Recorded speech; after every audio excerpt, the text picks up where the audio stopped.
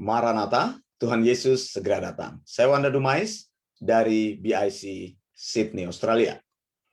Saudara yang dikasihi Tuhan, mengapa Paskah atau Pesak atau Passover itu jatuh pada tanggal 15 Nisan? Nah, saudara, saya bersyukur kita memiliki Allah yang brilian, luar biasa dalam kemahatauannya. Allah memilih tanggal 15 Nisan sebagai Pesak atau Paskah dalam bahasa Indonesia atau Passover dalam bahasa Inggris. Karena hari itu di langit terjadi peristiwa bulan purnama atau full moon atau bulan baru. Peristiwa full moon menandai permulaan musim, yaitu spring season, musim semi. Allah memilih tanggal 15 Nisan sebagai hari baik untuk membawa orang Israel keluar dari rumah perbudakan di Mesir. Beberapa poin utama. Yang pertama, tanggal 15 Nisan adalah bulan baru atau full moon. Tanggal 15 Nisan adalah dimulainya musim semi atau spring season. Tanggal 15 Nisan adalah hari pertama orang Israel keluar dari tanah Mesir. Perintah Allah sebagai berikut. Keluaran 12 ayat 1 sampai 2. Berfirmanlah Tuhan kepada Musa dan Harun di tanah Mesir. Bulan inilah akan menjadi permulaan segala bulan bagimu. Itu akan menjadi bulan pertama bagimu tiap-tiap tahun. Bulan Nisan menjadi bulan pertama dalam kalender orang Yahudi. Bandingkan dengan kita, bulan Januari sebagai bulan pertama, yaitu dalam kalender modern. Satu, bulan Nisan menjadi bulan pertama. Kedua, bulan Nisan adalah bulan dimulainya musim semi. Yang ketiga, bulan Nisan adalah bulan yang penuh atau bulan purnama atau bulan yang disebut dengan full moon. Yang keempat, bulan Nisan adalah bulan keluarnya orang Israel dari Mesir. Jadi saudara, Passover atau Paskah atau Pesak harus terjadi pada musim semi. Fakta ini menunjukkan orang Israel harus sungguh-sungguh melihat bahwa 15 Nisan itu adalah bulan purnama, full moon. Yang kedua, lalu apa yang terjadi bila tanggal 15 Nisan itu bulan belum menjadi penuh atau bukan bulan purnama?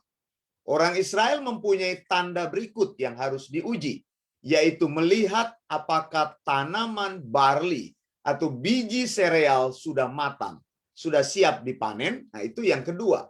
Yang ketiga, bila barley siap dipanen berarti tandanya musim semi sudah tiba. Keempat, bila musim semi belum tiba, maka harus ditambahkan bulan lainnya, yaitu Adar 2 sebelum bulan Nisan. Saudara baca di layar, saya sudah tuliskan urutan kalender orang Yahudi. Jadi ada 12 bulan di situ, maka bila musim semi belum tiba akan ditambahkan bulan ke-13, yaitu Adar 2. Saudara, orang Yahudi menggunakan sistem kalender yang disebut dengan lunar kalender. Kalender berdasarkan bulan. Sementara kalender modern menggunakan kalender matahari atau solar kalender. Nah, lunar kalender ini menghitung setiap bulan terdiri dari 29,53 hari atau 29 sampai 23 hari. Jadi apabila dihitung, maka bila dalam 12 bulan dalam satu tahun, jumlah hari yang ada berjumlah 354 hari. Sementara dalam kalender kita yang menggunakan kalender matahari, itu hari itu jumlahnya 365 hari, 0,2465 hari. Yaitu artinya terjadi perbedaan 11 hari dengan lunar kalender. Lalu bagaimana problem matematika ini diselesaikan? Orang Israel menambahkan bulan ke-13, yaitu Adar 2. Nah, saya sudah menjelaskan apabila tanggal 15 Nisan belum terjadi full moon atau bulan baru, maka musim semi atau spring season belum terjadi. Artinya tahun itu adalah tahun kabisat atau leap year. Dan kalender Yahudi menambahkan bulan ke-13, yaitu Adar 2. Lalu bagaimana orang Kristen menghitung Easter? Hari Minggu kebangkitan Yesus, Easter selalu jatuh pada hari Minggu pertama sesudah bulan baru, yaitu sesudah tanggal 21 Maret. Nah, saudara yang dikasih Tuhan, kita harus menyelesaikan persoalan-persoalan teknis di dalam Alkitab. Kita menemukan ayat-ayat ini, yaitu Keluaran 12 ayat 6 berkata, kamu harus mengurungnya sampai hari yang ke-14 bulan ini. Lalu seluruh jemaah Israel yang berkumpul harus menyembelihnya pada waktu senja. Keluaran 12 ayat 11 berkata, dan beginilah kamu memakannya. Pinggangmu berikat, kasut pada kakimu, dan tongkat di tanganmu. Buru-burulah kamu memakannya. Itulah Paskah bagi Tuhan. Kemudian Imamat 23 ayat 5 sampai 6. Dalam bulan yang pertama, pada tanggal 14 bulan itu, pada waktu senja ada Paskah bagi Tuhan. Dan pada hari yang ke-15 bulan itu ada hari raya, roti tidak beragi bagi Tuhan. 7 hari lamanya kamu harus makan roti yang tidak beragi. Ayat-ayat Alkitab menyebutkan bahwa domba Paskah atau Paschal Lamb harus disembelih pada tanggal 14 Nisan. Dan Paskah harus dirayakan malam itu juga. Lalu versi mana yang benar?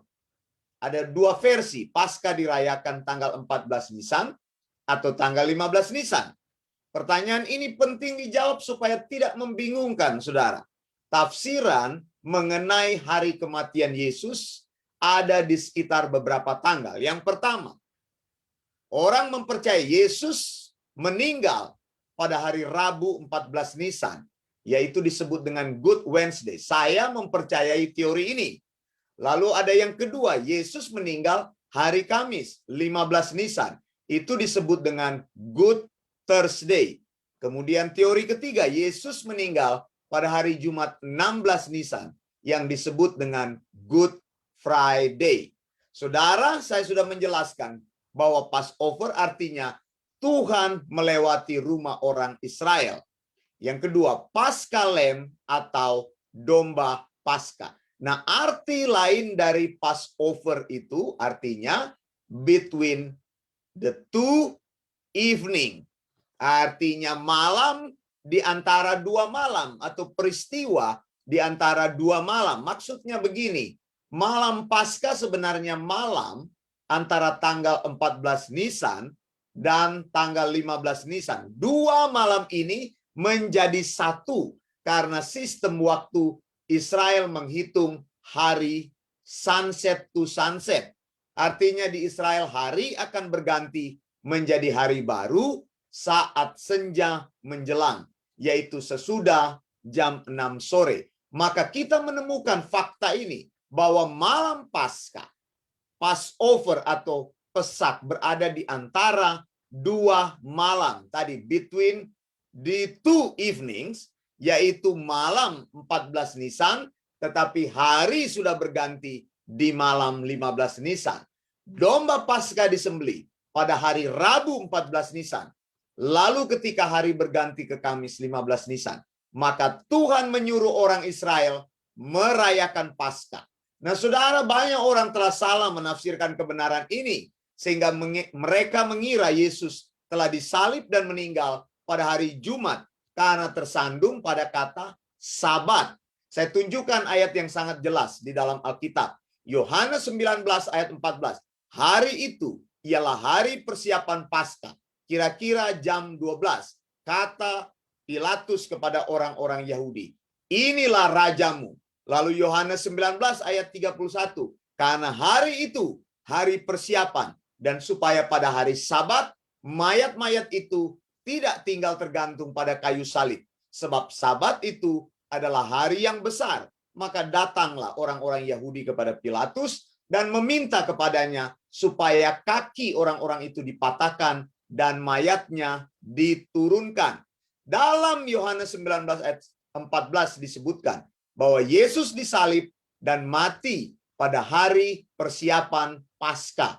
Sementara di dalam Yohanes 19 ayat 31 disebutkan bahwa Yesus disalib dan mati pada hari persiapan Sabat. Kita harus menafsirkan maksud perkataan Yohanes dengan tepat. Mengapa Yohanes berbicara tentang hal yang sama, tetapi seolah-olah memaksudkan ada dua waktu yang berbeda di situ. Lalu apa yang dimaksud dengan hari persiapan Paskah dan hari persiapan Sabat? Nah, skenarionya seperti ini. Hari persiapan Paskah. Yang pertama, bila hari persiapan Paskah yang dimaksud Yohanes adalah hari Rabu 14 Nisan, maka pasti Paskah yang dimaksud Yohanes adalah Paskah 15 Nisan. Maka Yesus seharusnya meninggal pada hari Rabu 14 Nisan pada hari persiapan Paskah. Yang kedua, bila hari persiapan Paskah yang dimaksud Yohanes adalah hari Jumat 16 Nisan, maka Paskah sudah lewat, yaitu 15 Nisan.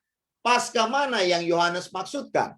Maka Yesus tidak mungkin mati atau meninggal pada hari Jumat 16 Nisan. Karena fakta ini bertentangan. Kemudian tentang hari persiapan Sabat. Satu, bila hari persiapan Sabat yang dimaksud Yohanes adalah hari Rabu 14 Nisan, maka memang betul itu adalah hari persiapan Sabat. Karena Paskah 15 Nisan disebut juga Sabat Pesak, yaitu Sabat Unleavened Bread Feast. Hari pertama perayaan Paskah adalah hari Sabat. Maka pada hari Rabu 14 Nisan disebut hari persiapan. Fakta ini tepat bahwa Yesus meninggal pada hari Rabu 14 Nisan, yaitu hari persiapan. Bila hari persiapan Sabat yang dimaksud Yohanes adalah hari Jumat 16 Nisan, maka hari ini juga betul.